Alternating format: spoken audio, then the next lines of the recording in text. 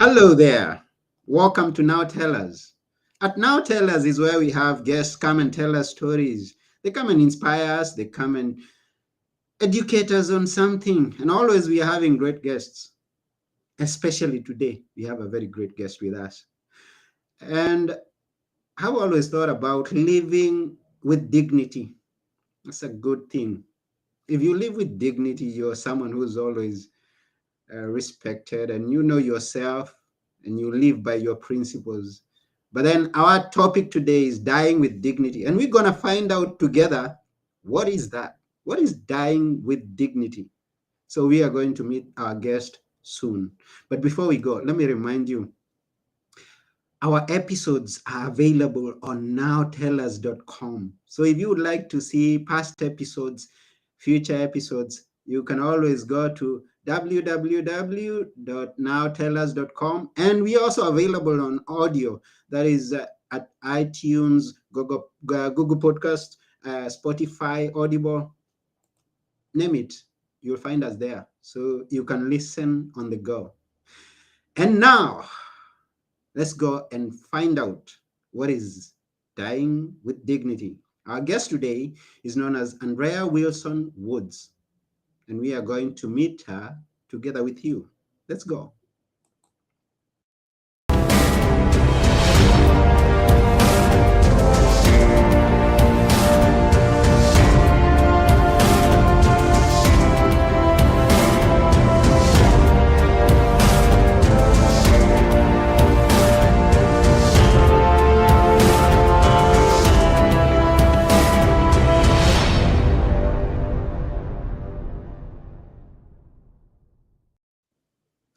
Hi, Andrea. How are you? I'm good, Anthony. How are you?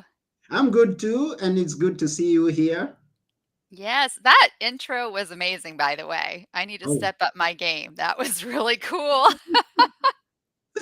I tried, but when you're introducing someone who is significant, someone who's uh, as bright as you are, you better be good. So I need some practice. I'm excited to have you here, by the way. Oh, thanks. I'm really thrilled to be here. Yes, and it's such an honor that you took your time. We have so much to cover in such a short time, so I won't take much time. I just want to know, where are you? I am in Birmingham, Alabama, but I am Oh, so jealous because you need to tell everyone where you are because that's my bucket list, man. yes, I'm in Athens, Greece. Yes. Oh, it's like And right then below Italy. It's like Italy, Greece, Italy, Greece. yes, yes, yes. And you mentioned Birmingham, Alabama. I always hear that those words in the famous speech. You know the speech, and I say, oh, I need to go to that place, Birmingham, Alabama. Really? Well, it Yeah. we're a good foodie town now, so it's okay. It's alright. I've Mhm. been here 8 years, almost 8 years. Okay, that's good. Okay, we also have guests who are watching us. So I'd like to thank each and every guest who's here watching us.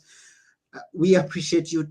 We love you, and we like the time that you spend with us being of benefit to you. So we really appreciate you. We have Stratos Sotiriu. Hi, Strato. Oh, Sotiriu is watching us. He's Hello. also from Greece. We thank you.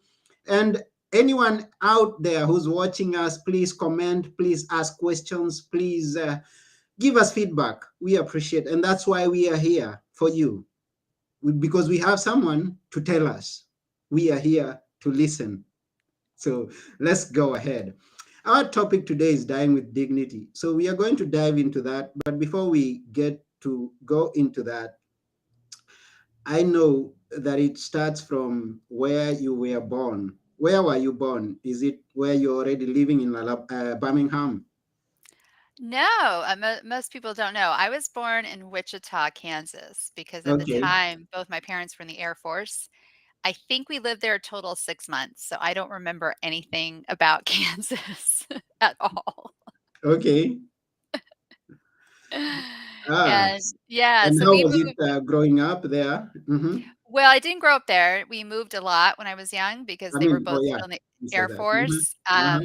unlike your previous guest that I told you before you hit record that she had this amazing childhood all over the world. No, I lived in like all these hick towns all over America. So Okay. not very exciting, but once my parents were out of the Air Force, I primarily grew up in Arkansas. And then after my parents divorced, I moved to Birmingham, where I now live again. And I went to high school here. So Mm-hmm. all over the southeast of the US. Mm. And how was high school? I always wish to go back to high school. It was interesting, and I hope for it was for What? you. Said no one ever. Oh my goodness. Oh, I miss those days. I miss those days. I I do not, but to be fair, I did go to a pretty amazing high school. It was a charter performing arts school. And so I was a dance major. So in addition to really rigorous academics, I also had 2 to 3 ballet classes a day. So I do credit my high school for teaching me discipline. Mm. Yeah, it's good. It's somewhere. It's a place that shapes us. It shapes us and our future, because we get to learn new things. We get to experience, even though some of them we may not like you didn't like, but then they are important for us. Right. And then you had a sister. And Yeah. how many other people did you? I mean, how many other siblings did you have? So I have a brother who's 3 years younger. We have the Okay. same mother and father. And then Mm-hmm. my sister was 14 years younger, and she was born here in Birmingham. We have the same mother, different fathers. Her father actually died very tragically in a car accident before she was born. So she never Oh. knew her father. Mm-hmm. Sorry for that. And the way I introduced, I mean, by the reason that I introduced your sister is because the story that we are going to share is more about her. So Right. I would give you the go ahead to share as much as you want with us regarding your sister. Sure. So, Mhm. like I said, my sister was born here in Birmingham. Before my 14th birthday. And so my high school years, I mean, she was always with me. And many people Mhm. thought I was her mother, that I was a teenage mother.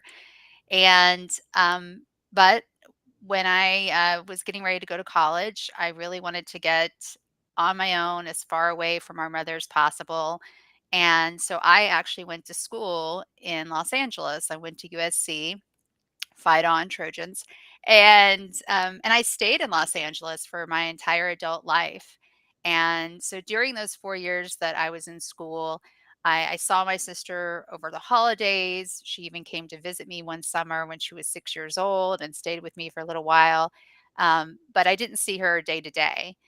And then in December of 1994, so gosh, 28 years ago, if I'm doing my math right, Wow. um, she came out to visit me for what was supposed to be a 2-week Christmas vacation. Mm-hmm. And at that point, I had graduated from university and I was living my life. And again, it was just supposed to be a 2-week holiday.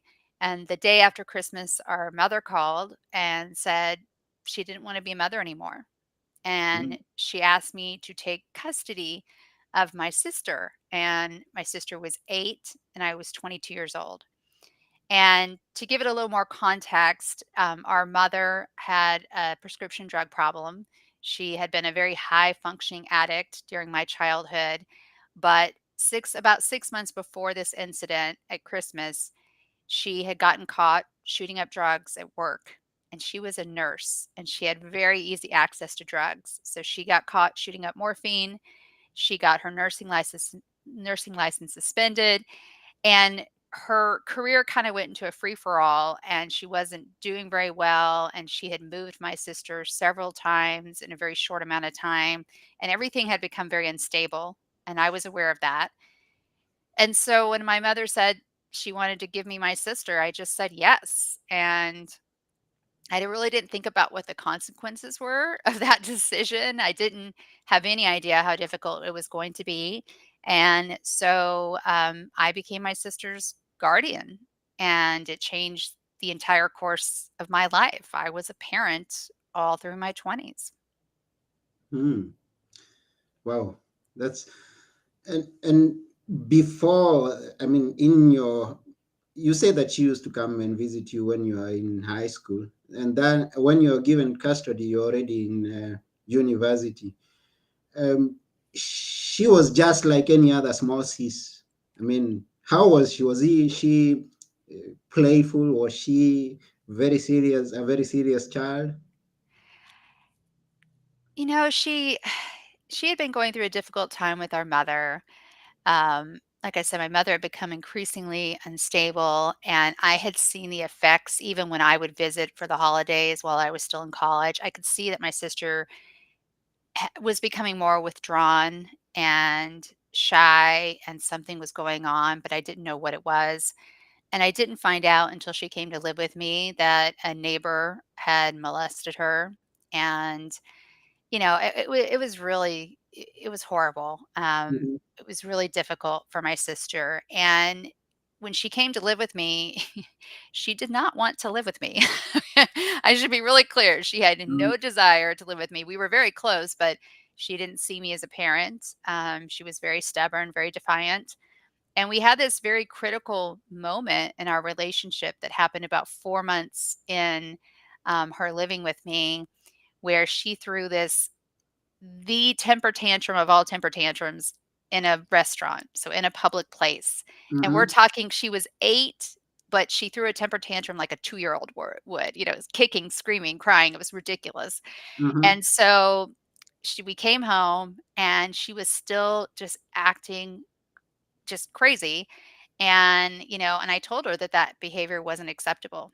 mhm, And so I made a false threat, a bluff, if you will. I told her that if she couldn't live by my rules in my house and respect them and act appropriately in public, that I was going to send her home. Now, what mhm, she didn't know at the time, there was nowhere to go. She didn't know that there was nowhere to go, that our mother did not want her. I did not share that with her. And so this was back in the day when you could call the airlines and reserve a ticket, and they held that reservation for 24 hours without even a credit card. So mhm, that's what I did. I called the airlines. I made a reservation for her to get on a flight the next day, and I told her to start packing her things. And it was a huge bluff. I mean, huge mhm, bluff. mhm, I didn't even have the money to pay for that ticket at the time. And so I left the room. I went into the living room and I just waited and I prayed really, and I could hear her throwing things around in the room and yelling and screaming and crying, and it was about an hour later she came out and her head was down and she wouldn't look at me and she said, "Okay." And I said, "Okay, what?" And she said, "Okay, your rules." And I was very clear. I said, "Look, here's the deal. I'm your parent first, then I'm your sister, and one day when you grow up, I hope I'm your friend." And mhm, she said, "Okay." And she said, "Okay, sissy." She always called me sissy. And she said, "Parent, sister, friend." And that was such a pivotal moment because it laid the foundation for our relationship going forward. mm. And I believe that from that point on, it was a beautiful relationship. You, Thank mhm, you. Yeah. I mhm. mean, there were challenges, lots of challenges, but, Always uh, like in life, but yeah. yeah, Mm. we, it was a very special relationship. Okay. And then things turn around. At what point and how did they turn around? Well, she suffered from depression when she was 12, and it was so bad that she was suicidal. So I got her into counseling right away, and that was one of the best decisions I ever made. And she kind of came out of that depression. She started high school. She kind of came into her own in high school, and it was so amazing to see. She was a 4.0 student, took honors courses, had lots of friends, had a boyfriend, and she was really thriving and Mm, excelling. And one day I came home, I'll never forget, Wednesday, May 16th, 2001. I walked in, and at that time I was teaching in her school district. So I typically taught from 8 to 3, and her school schedule just happened to be 7 to 2. So when I walked in the door, I usually found her at the kitchen table doing her homework because that was a rule in our house, homework yeah. first. Mhm, And instead, on that day, she was lying in the living on the living room floor, curled up in a fetal position, crying, saying that she was in pain, and this was a kid who never cried. So I knew something was wrong. Mm-hmm. So we went to her pediatrician, and we just walked into his clinic, and he was very concerned because he saw that her abdomen was swollen, and she didn't tell me her abdomen was swollen, and I always said I was a very lucky parent because unlike her friends that wore very skimpy clothing and always got in trouble at school, my sister didn't. She always covered her body, and Mm-hmm. so I had no idea that there had been some swelling, Mm-hmm. and he was so worried, he sent us to the only hospital in Burbank to the emergency room. Mm-hmm. We go to the emergency room and they say they're gonna run a CAT scan. They wanna check to see if there's internal bleeding, and as she was being wheeled in for the CAT scan, and this gives you some insight to her very dry, witty humor, she said, "Hey, sissy, watch it be cancer." And I laughed and she laughed and I said, "Bite your tongue." And then we're waiting for the results. It's just me and her at this point.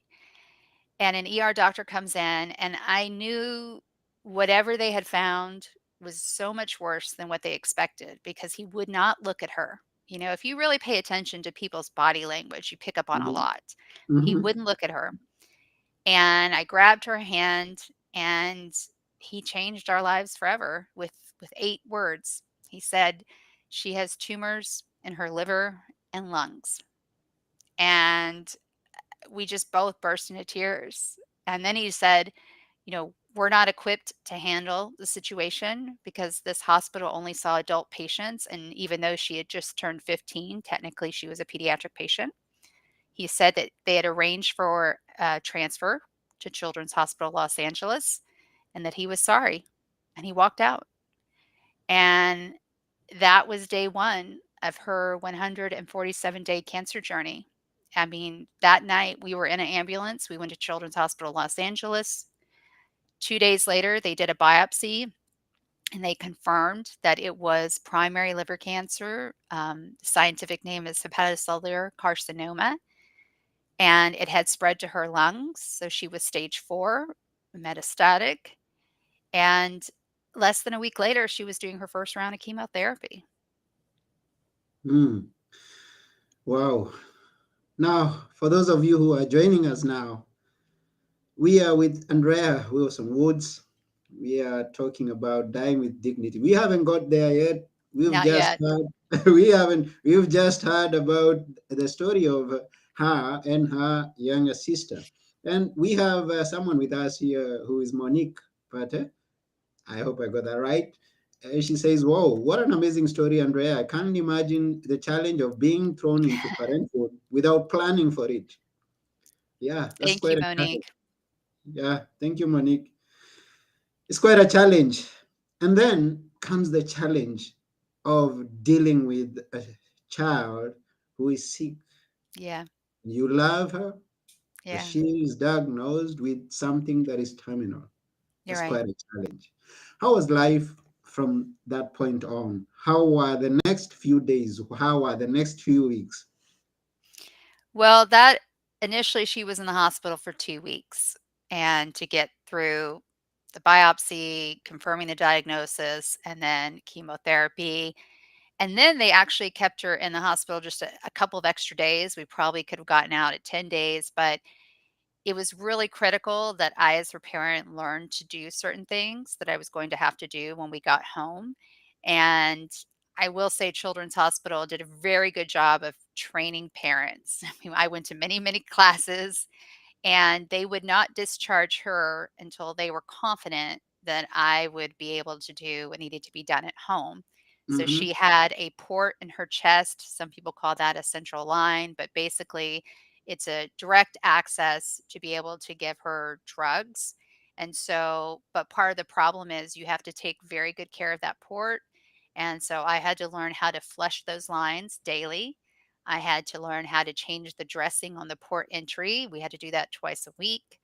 I had to learn how to change the caps. I mean, it was all this stuff. And then I also had to be able to give her a shot of Neupogen, which increases your white blood cells. So that's Mm-hmm. something that they do now while you're undergoing chemotherapy.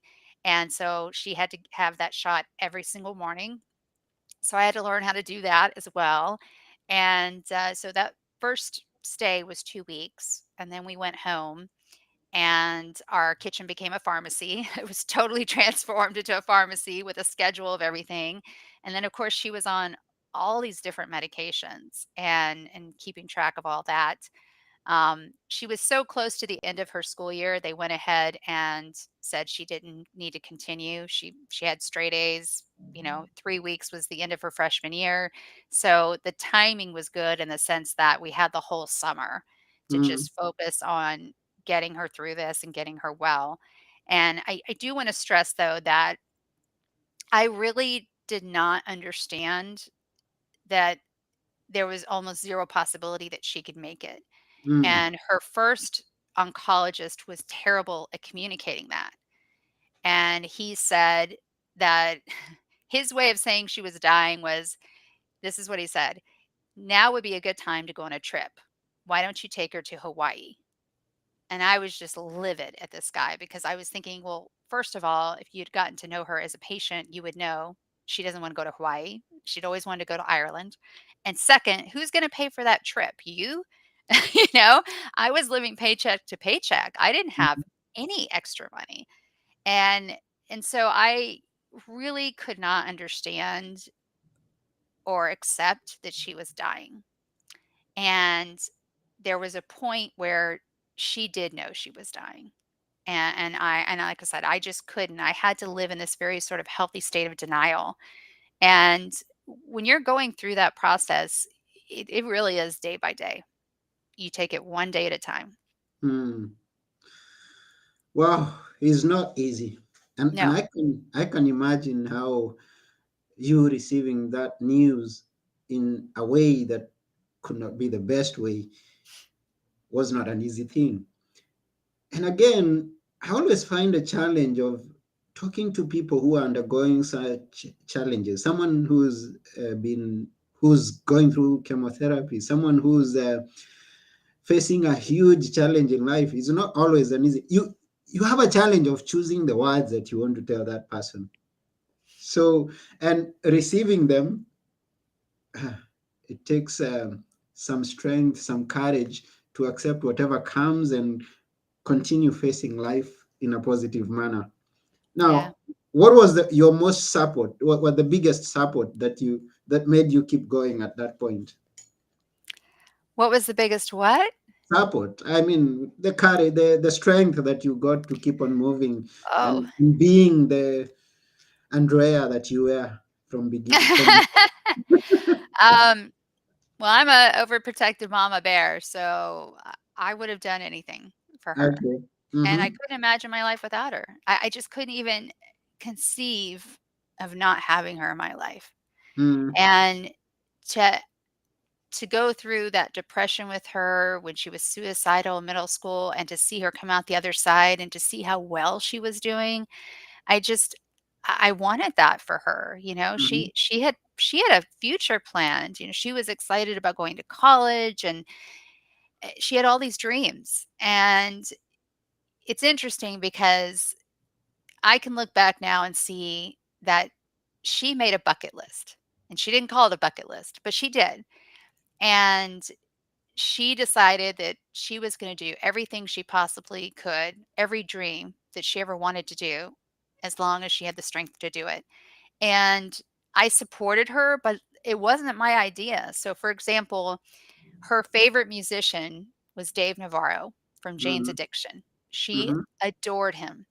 And she found out that he was going to be on The Tonight Show the following month and in June.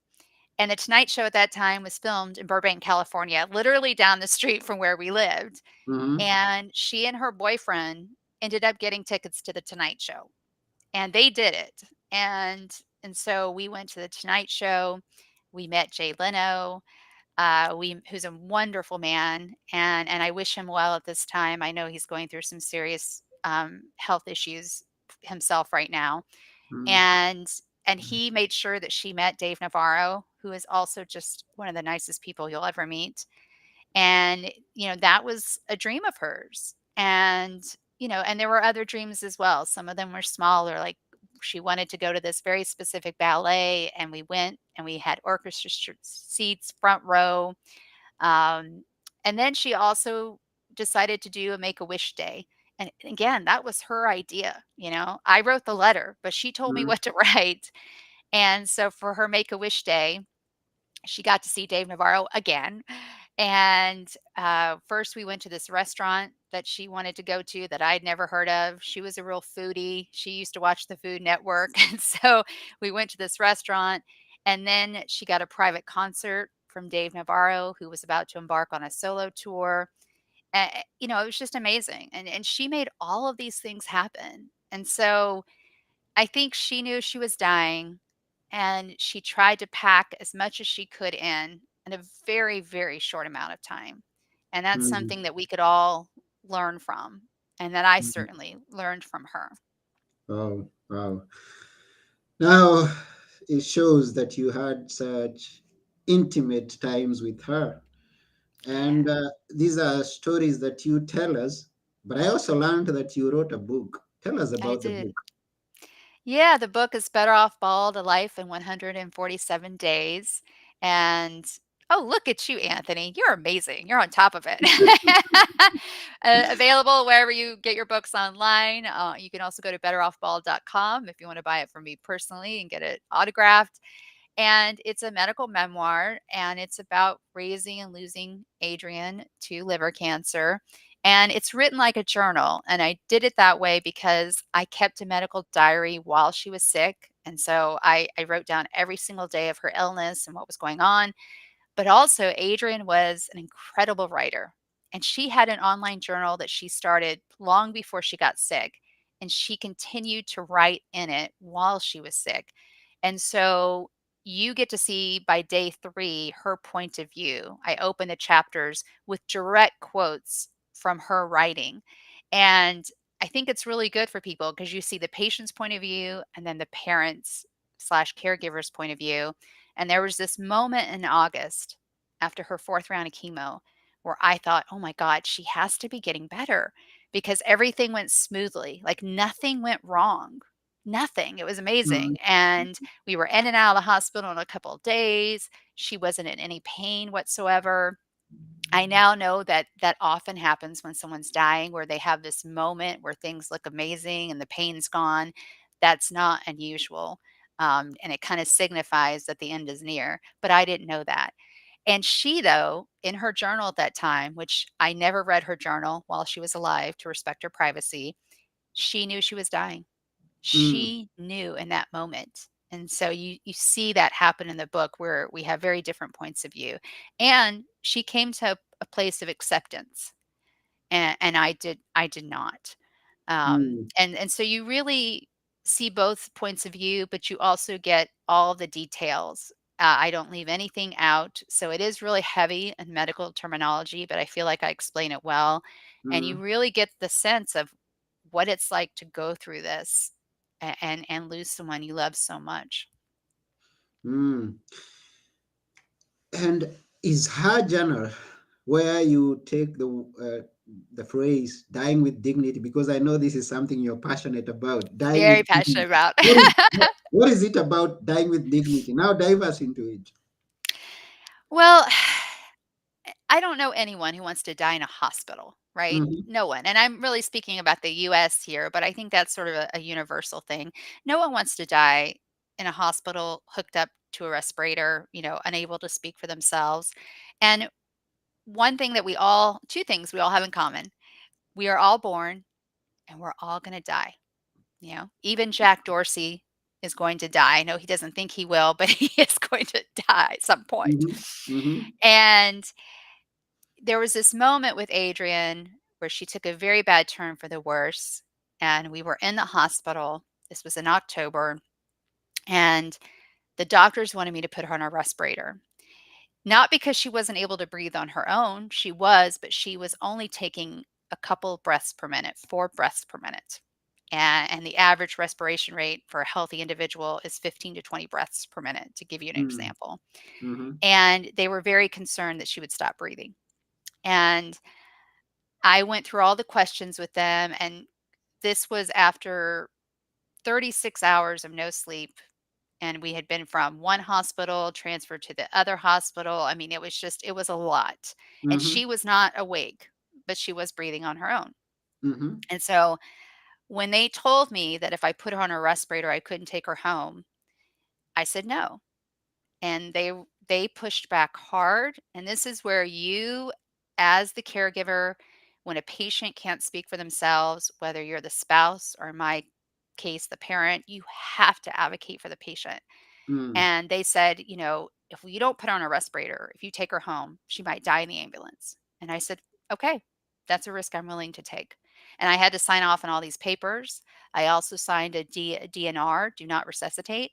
And I told them, I said, I know you think she's going to die, but she's not going to die. I'm going to get her home and she will die at home, Mm-hmm. but I need to get her home. And so they said, finally, they agreed. They didn't really have a choice. It was my decision. But as part of the process of taking her home, they wanted to put a catheter in her. And again, keep in mind, she has not been conscious or fully awake for a day and a half at this point. Mm-hmm. So the doctors step out, and it's just me and two female nurses, and they're about to put a catheter in her. And this is what happened, kid you not. So they start to put the catheter in her, and she shoots up. She wakes up and she yells, "Make them stop, sissy." And the nurses just, you would have thought they had seen a ghost. And she clamped her legs together so they couldn't put a catheter in her. She Mm-hmm. swung her legs out of bed. She grabbed her IV pole. She said, "I have to go to the bathroom." And she goes to the bathroom and she won't let me help her. Whoa. And then she comes back in, and the doctors heard the commotion, as well as some of my closest friends who were there. And so she gets back in bed after going to the bathroom and she pulls the sheet over herself, and everybody comes streaming in. And the doctor who told me to put on a respirator, who told me she was going to die, he was weeping silently. Just Mm-hmm. just tears pouring down his face. He couldn't believe it. And Mm-hmm. Adrienne looked around and she just said, "I don't know what all the fuss was about. I was just dreaming." And she was. And so all the way home in the ambulance, she said, "What happened? Really? I lost a day and a half. What happened?" And so that was October 7th, the morning of October 7th. I got her Mm-hmm. home. She did need to stay on oxygen. We made that happen. And she died at home 2 days later on October 9th in the evening, not hooked up to anything other than oxygen. And she was surrounded by people who loved her. So Mm-hmm. it was incredible. And that's what I mean by dying with dignity. And it still wrecks me to my core that I wasn't able to save her. It really does, even though I know I did everything I possibly could. Mm-hmm. But I am really proud that I gave her a good death. But I had to fight to make that happen. And you Mm-hmm. shouldn't have to fight that hard, you Mm-hmm. know? But I gave her a good death. She died in her bed peacefully. Um, it was amazing, really was. Mm. Okay, I get it, and we all get it. That's dying with dignity, not under circumstances that you don't like to be in, but in the places and surrounded by those people that you love. Yeah. Yeah, so that was good of you, and we appreciate you, and we thank you for standing out for her to the very last minute. And yes, all that is written in the book, isn't it? Yes. It's all Yes. So, there. so just as a reminder, go get the book, Better Off Bad, A Life in 147 Days. Yeah, by Andrea Wilson Woods. And You may read. cry, but I promise you will laugh too. There's a lot of humor in the book as well. Yeah, okay. We would love to go and find out more. And if people want to connect with you or follow you up for more stories, because we see you are a good storyteller, how can they? The book, betteroffbald.com, and then my personal website is AndreaWilsonWoods.com. Pretty simple. You can find me Okay. anywhere.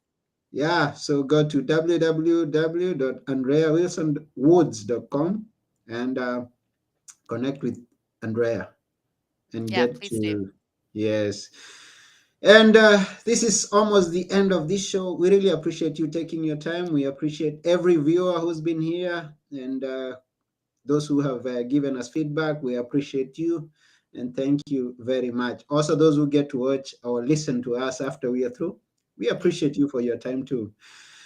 And now, before we sign off, we would like to hear a few words that you would always want us to remember. Which are they, Andrea? Oh, goodness. I'm going to share the best piece of advice that I've ever been given that I didn't appreciate the time, but I definitely do now. Mm-hmm. There's this idea that we should treat people the way we want to be treated. I think it's called the golden rule, right? Yeah. And I don't think that works. And the best advice I've ever been given, and some people call it the platinum rule, is to treat people the way they want to be treated. Ah. And it's very different because there was a moment, for example, with my sister where I dragged her to this support group and she didn't want to be there. And I realized later that I was the one that needed support because there weren't any support groups for parents at that time. I Mm. was looking for support. So I should have treated her the way she wanted to be treated. And that is one of the things during her cancer journey that I regret because it was really upsetting for her. And I would leave that with your listeners and to really think about what that means to treat people the way they want to be treated. Mm. That's a good one. Thank you. Treat people the way they want to be treated, Right. not the Not way the you want to be treated. not the way you want to be treated. Wow. Thank you for those words. We really appreciate. And it's been such a wonderful time together with you here. Oh, Thank you. Anthony, thank you. It's been Yes. fantastic. So, for all of you who's watching, who are listening to us, this has been Now Tell Us. And I have been your host, Anthony Murore. And together with Andrea Wilson Woods, we are saying bye for now. Bye.